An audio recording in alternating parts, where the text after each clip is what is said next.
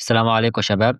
انا حازم فيديو اديتور شغال بدافينشي ريزولف، والنهارده هنتعلم ازاي نعمل تكست انيميشن دي على برنامج دافينشي ريزولف.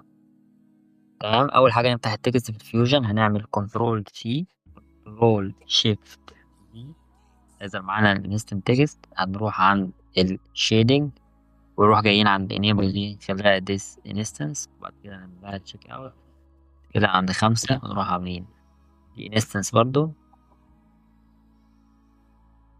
كده نعملها انيبل، وبعد كده نروح نخليها بالشكل ده ونخليها وورد، ونفتح التيكت على النافذة التانية ونقلل الهوريزونتال شوية لغاية ما يفضل في مسافات كده ما بين الكلمتين. تمام، بعد كده نروح راجعين ونروح جايين هنا عاملين فولور، وبعد كده نروح راجعين هنا جاي مثلا عند الكي فريم رقم 20، وبعد كده محولين دي الوردز، وبعد الوردز نحط كي فريم، بعد كده نرجع ايه الزيرو وناخد التكست ده نخليه ايه تحت كده.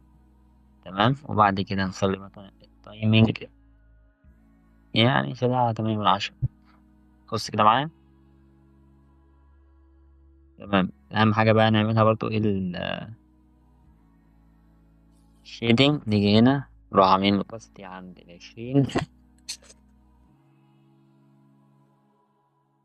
بعد كده نروح راجعين للزيرو وجايبين كل بعد كده نروح رابطين الانستنس دي بالتكست ده كده معايا.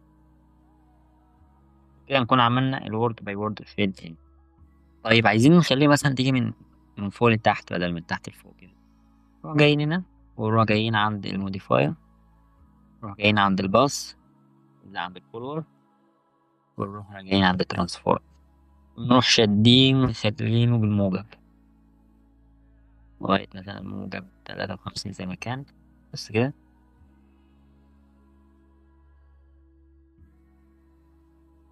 طيب عايزين نجيبه بقى من الشمال لليمين، نروح راجعين دي للصفر، مغيرين مثلا دي مخلينها ناحية الشمال شوية. بس كده عادي. طيب عايزين نجيبها من اليمين للشمال، نغير ونخليه مثلا 100 تاني.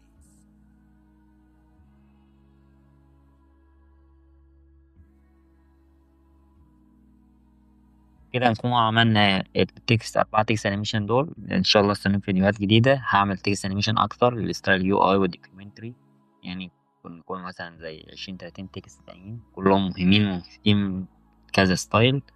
بس كده. سلام.